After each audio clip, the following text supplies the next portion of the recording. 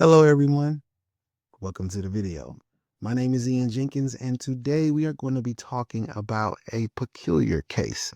We're going to be talking about the Wu-Tang Clan album, Once Upon a Time in Shaolin, and the funny math in between what has happened since that album was sold. This is a story of the Shaolin singularity, if you will.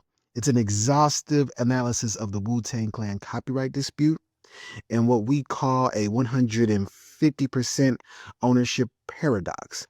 As of 2026, this is active litigation involving intellectual property, asset forfeiture, and trade secrets. It's a multi-party war between the government, a decentralized autonomous organization, and one of the most hated men in America. Now, here's the core question. How can the rights to a single unique object be sold twice? Now, we have three players in play right now. First, we have Martin Shkreli, the villain, and the original purchaser. See, in 2017, he was convicted on 3 counts of felony securities fraud and conspiracy to commit securities fraud. Now, these charges were related to, running fraudulent hedge funds and manipulating stock in his company Retrofin to pay back investors.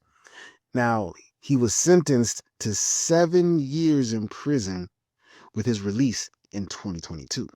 He claims that he still owns a future interest in the Wu-Tang Clan album because of a legal loophole. Now, second, the United States government, which seized the actual asset to pay a criminal debt, but was sold as is.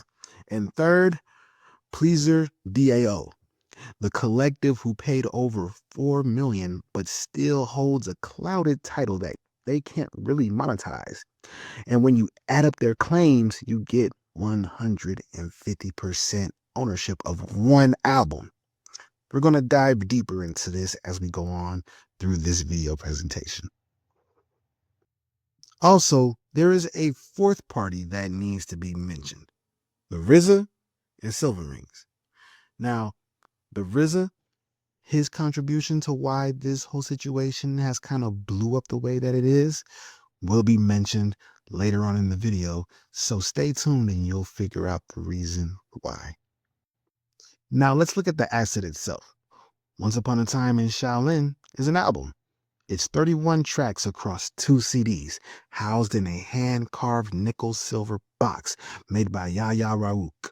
It is a single copy, a one of one. Its value is completely based on the Wu-Tang Clan name and its scarcity. The leader of the Wu-Tang Clan, the RZA, was the one who quarterbacked the idea with his co-producer, Silver Rings.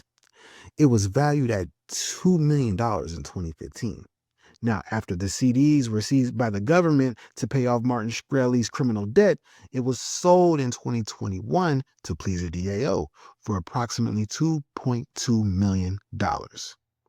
Now, this is the most important feature, the restriction.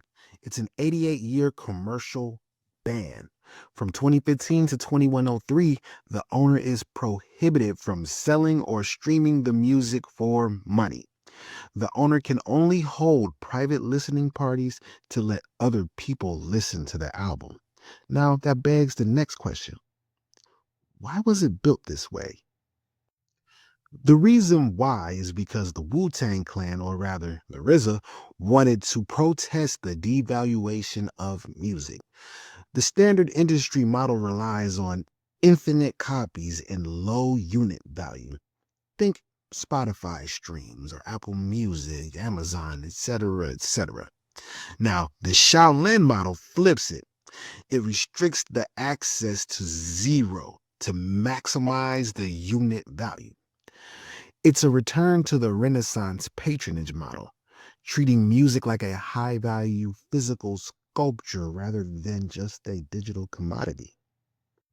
The ban isn't just a rule. It's built into the contract. The number 88 comes from the 8 original members plus the year 2015, which each individual number added together equals 8. And to bust a common myth, there is no Bill Murray heist clause. That was a joke, okay? Bill Murray could not legally steal the album from Martin Shkreli after it was sold to him. The actual contract was a serious legal document drafted by intellectual property lawyers. It strictly forbids monetizing the recording in any public forum. The trouble started here. In 2015, Martin Shkreli bought the album for $2 million, but the rights were bifurcated, which means split across time. Shkreli got the physical box and 50% of the copyright immediately, but RZA retained the other 50% as a deferred interest until the year 2103. This split meant Shkreli didn't own the whole thing outright. He just owned a slice of time. This future interest was set to transfer to Shkreli only upon the revision event in the year 2103. That 2015 contract also planted a seed for today's lawsuit. It contained a strict confidentiality clause requiring the buyer to maintain absolute secrecy. While this looked like a standard NDA back then, it laid the legal groundwork for PleasrDAO's current argument that this music isn't just art, it is confidential business information, a trade secret. In 2018, the government seized the album, but they didn't seize it as criminal proceeds, like bought with stolen money. They seized it as a substitute asset to pay a debt. Under the law, the government only steps into the defendant's shoes. They cannot seize more rights than Shkreli actually had at that exact moment. This legal nuance is where the entire case falls apart. Here is the dispute on the seizure. The government claims they seized the entire interest, but Shkreli's 2026 defense argues they missed something. They checked the box for the nickel-silver case, they checked the box for the immediate copyright, but they missed the future contingent interest, that 50% stake returning in the future. Because it wasn't listed, Shkreli argues the government never actually took it. When the U.S. Marshals sold the album to PleasrDAO in 2021 for $2.2 million, the bill of sale was brutal. It explicitly said, sold as is with no guarantees or warranties. The implication is massive. If the government failed to seize the future rights from Shkreli, they couldn't sell them to PleasrDAO. The DAO bought a box with a legal time bomb in it. PleasrDAO realized their title was weak, so in January 2024, they made a second deal. They paid RZA another $750,000 for exclusive exploitation rights. Their strategic intent was to clean the title. They needed RZA's remaining 50% to clear the path for monetization. But this deal is what triggered Shkreli's counterattack. This slide outlines Shkreli's duplicate theory. His narrative is simple. In 2015, RZA already sold him 100% of the copyrights, 50% immediately and 50% in the future to Shkreli. Now in 2024, RZA sold those same future rights, the other 50%, to PleasrDAO. That's a breach of contract. You already had these rights signed over to Shkreli to be transferred in 2103. Shkreli's conclusion is that RZA sold 150%, and if you do the math, he is telling the truth. RZA sold 150% of the rights, meaning PleasrDAO is holding stolen goods because RZA had nothing left to sell. Facing a messy copyright battle, PleasrDAO pivoted. After Shkreli streamed the album on social media, they sued him for misappropriation of trade secrets. Why? Because copyright eventually expires. Trade secrets never do, as long as you keep them secret.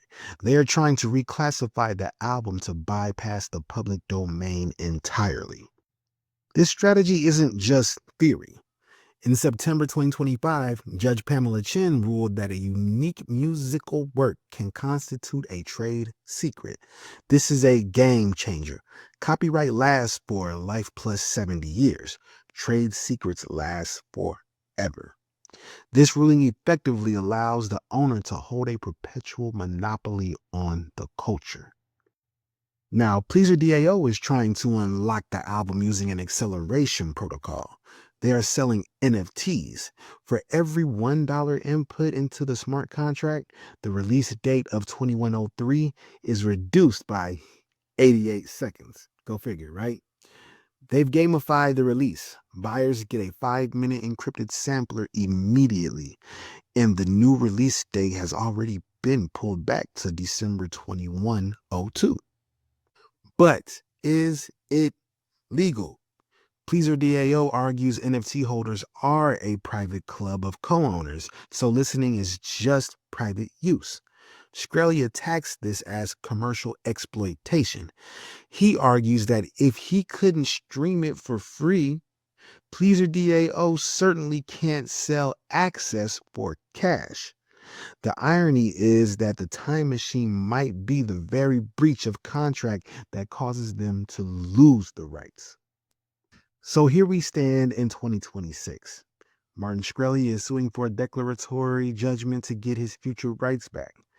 PleasrDAO has the box, but a clouded title they can't fully use. And RZA is being sued for breach of contract, accused of double dipping on the sale. Ultimately, Once Upon a Time in Shaolin is a ghost. It was designed to spark a debate about value, and it succeeded. But the debate moved from the listening room to the courtroom. As it stands, the album exists everywhere in our imagination, but is possessed by no one. The court must now decide, does the state seize the object or does it seize the timeline? Thank you for watching. I hope you enjoyed the video. Hope you have a good rest of your day.